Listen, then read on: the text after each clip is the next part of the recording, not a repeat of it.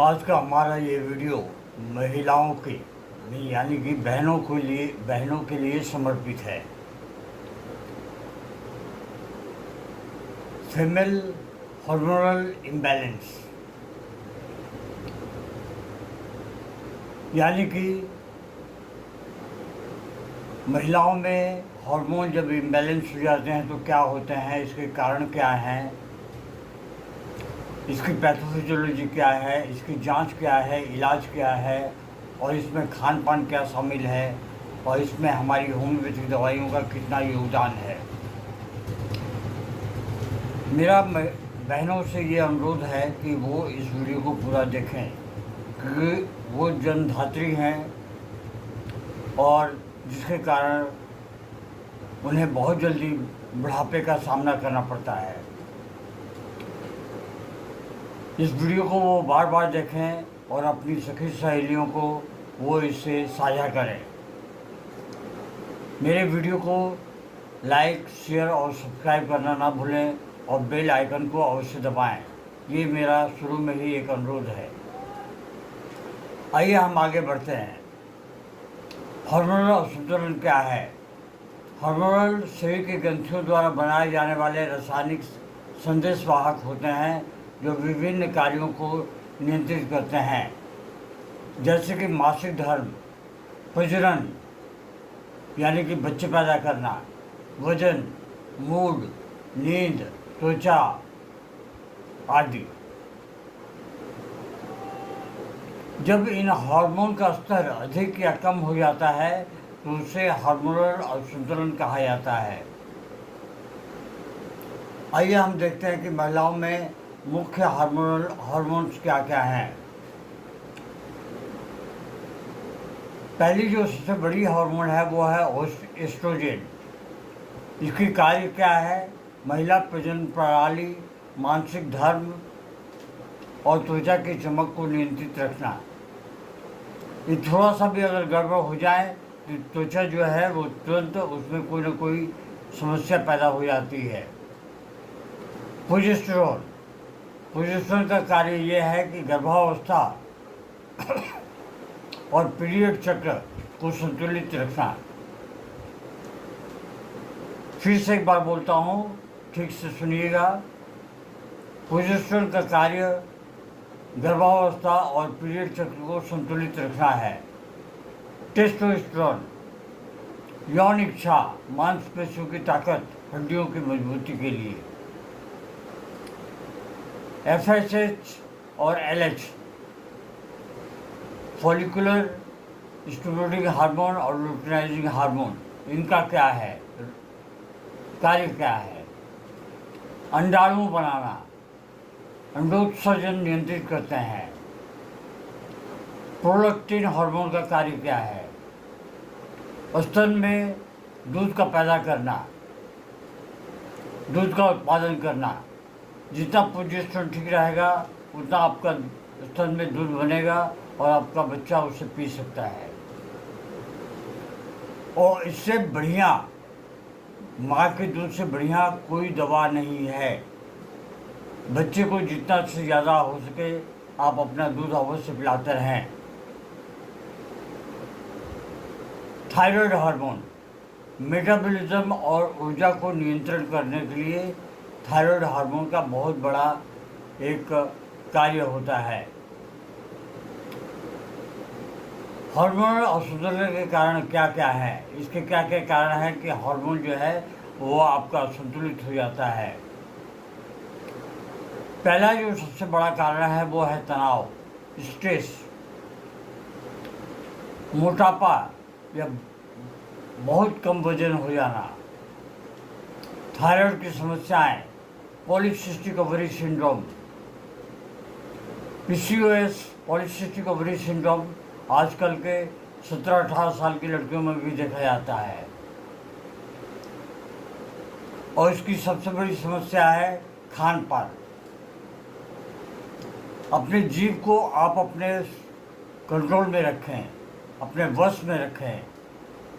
अगर जितना सीधा साधा खाना खाएंगे उतना ज़्यादा आप सुखी रहेंगे।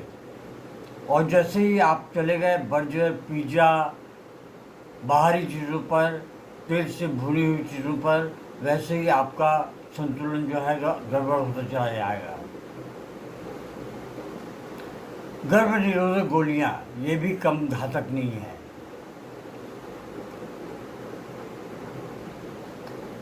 अधिक व्यायाम या कम नींद,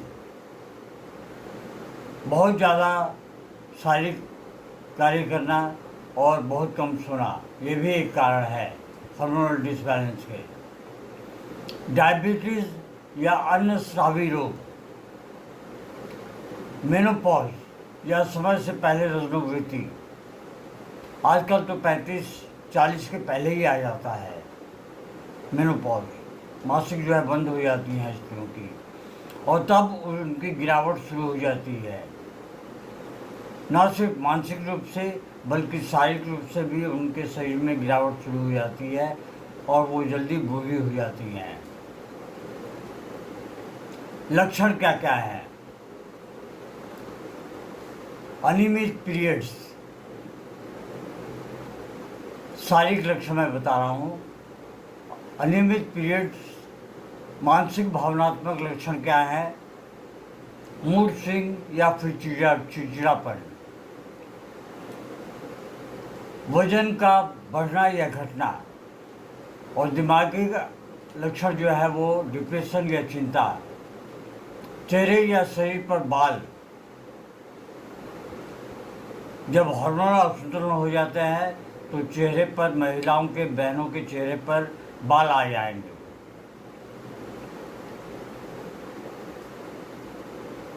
उसके बाद में मानसिक परेशानी क्या होगी? नींद का ना आना, मुहासे, बहुत ज़्यादा एक्नी, ये भी एक हार्मोनल डिसबैलेंस के कारण है। थकावट या फिर ऊर्जा की कमी, बांझपन, हार्मोनल डिसबैलेंस में इनफर्टिलिटी एक मूल समस्या है। कामेक्षा की में कमी, बाल का झड़ना और याददाश्त की कमी, ये सारी चीज़ें आ जाती हैं हार्मोनल इम्बैलेंस में। आइए हमें क्या क्या जांच करवानी चाहिए, आवश्यक जांच क्या क्या होनी चाहिए ताकि हम जान सकें। Blood test, estrogen, progesterone, FSH, LH, prolactin, फिर टेस्टोस्टेरोन। थायराइड टेस्ट भी करवाएं, T3, T4, TSH। PCOS के पुष्टि के लिए आप पेल्विक अल्ट्रासाउंड करवाएं। इंसुलिन रेसिस्टेंस टेस्ट करवाएं, जैसे कि HbA1c, ये करवाएं, या शुगर फास्टिंग करवाएं, या फिर शुगर PP करवाएं। DHEAS और AMH लेवल प्रजनन स्वास्थ्य के लिए ये भी टेस्ट करवा लें आप, और रिजल्ट देखें आप कि क्या आ रहा है, या फिर आप अपने नज़दीकी होम्योपैथिक डॉक्टर से संपर्क करके उनसे आप ये रिपोर्ट दिखा सकते हैं और उनसे सलाह मशवरा ले सकते हैं। आइए हम देखते हैं कि अब हमारी होम्योपैथिक दवाएं कितना इसमें उपयोगी होती हैं। मैं आप लोगों को एक बात बताना चाहता हूं कि होम्योपैथी को सीखना और धरती पे रहकर आसमान को छूना दोनों एक बराबर है। आज यही कारण है कि दूसरे सिस्टम के जो डॉक्टर्स हैं वो होम्योपैथी में कन्वर्ट हो रहे हैं। हमारे इंडिया में कितने हो रहे हैं नहीं हो रहे हैं मुझे नहीं पता, लेकिन यूके वगैरह में या बाहर के देशों में काफ़ी हद तक डॉक्टर्स होम्योपैथी की तरफ में झुकाव आ गया है उनका। पहली जो दवा है वो है पल्सिटिला, 30 या फिर 200 की पोटेंसी में, अनियमित पीरियड्स के लिए, भावुक स्वभाव के लिए और हल्के रक्तस्राव के लिए। पल्सिटिला एक बहुत बड़ी दवा है। अगली जो दवा है वो है हमारी सिपिया 30 या 200 में। इसकी पोटेंसी, पहले की पोटेंसी भी और अभी की पोटेंसी सिपिया में भी और पल्सटा में भी एक ही होनी चाहिए। सिपिया 30 की पोटेंसी और या 200 की पोटेंसी। थकावट, उदासी, कामेच्छा में कमी अगर आ गई हो, सेक्स में अभाव आ गया हो, रोजोवृत्ति की गड़बड़ी हो, तो सिपिया औषधि एक बहुत अहम दवा है, बहुत ही मूल्यवान दवा है। इससे आप ले सकती हैं 2 बूंद सुबह, दोपहर और रात में 30 की पोटेंसी में या 12 की पोटेंसी में। नेट्रम्यूर, वजन का घटना, पीरियड्स में देरी होना और अवसाद का बने रहना। इसमें नेट्रम्यूर आप 12 की पोटेंसी में आप दिन में 3 से 4 बार या 4 से 5 बार भी ले सकते हैं। इससे आपको कोई परेशानी नहीं होगी, कोई साइड इफ़ेक्ट नहीं होता है, ना ही अन्य कोई समस्या पैदा होती है। कैलकेरिया काप, मोटापा, अधिक पसीना आना और जल्दी से थक जाना, ऐसे में कैलकेरिया काप औषधि एक रामबाण का कार्य करती है। लैकेसिस, बहुत ज़्यादा गर्मी लगना, चिड़चिड़ापन और भारी पीरियड्स। फॉलिक्यूलिनम 6C, 12C या 30C में। एस्ट्रोजन असंतुलन और पीसीओएस चक्र अनियमितता, पीसीओएस या फिर पीरियड्स का अनियमित होना।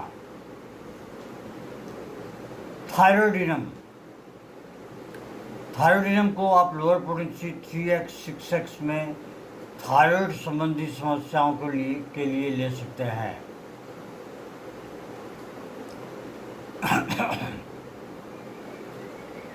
आइए हम आगे बढ़ते हैं। दवा का चुनाव लक्षणों और प्रकृति के आधार पर की जाती है। आप लोगों से अनुरोध है, ये वीडियो आपकी जानकारी के लिए है, ना कि आपको ट्रीटमेंट करने के लिए।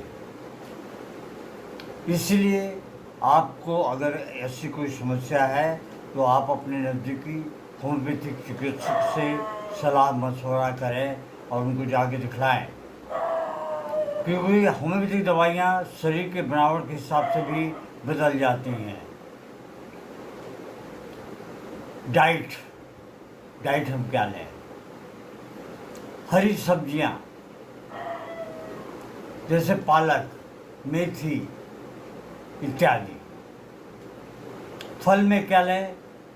सेब, अनार, पपीता इत्यादि। बीज, अलसी का बीज, कटु बीज, तिल, ये लेते रहें। हेल्दी फैट्स में एवोकाडो, नारियल तेल और घी, ये लेते रहें। प्रोटीन में क्या लें? दाल, अंडा और दूध, इन्हें आप लेते रहें। आइए हम देखते हैं कि हमें क्या नहीं खाना चाहिए, हम क्या ना खाएं। प्रोसेस्ड फूड, बिस्किट, ब्रेड, बहुत मीठा, रिफाइंड शक्कर, कोल्ड ड्रिंक्स और कैफीन, सोया भी जो है अधिक मात्रा में ना खाएं। तले भुजे भोजन, इन्हें आप छोड़ दें तो ही अच्छा है। घरेलू उपाय जैसे कि अश्वगंधा तनाव को कम करने में सहायक होता है। शतावरी महिला हार्मोन को संतुलित बनाता है। मेथी के बीज पीसीओएस में बहुत ज़्यादा उपयोगी है। अलसी का चूर्ण एस्ट्रोजन को संतुलित करता है। योग और प्राणायाम, इसे आप कभी ना भूलें, चाहे वो कोई भी हो, योग और प्राणायाम करते रहें। दोस्तों, आज के लिए बस इतना ही। बहनों, आप लोगों को बहुत बहुत नमस्कार। मेरी बात ख्याल रखिएगा कि मेरे वीडियो को लाइक, शेयर और सब्सक्राइब करना ना भूलें और कृपया बेल आइकन को दबाएं। धन्यवाद। Long live homeopathy, long live Hahnemann.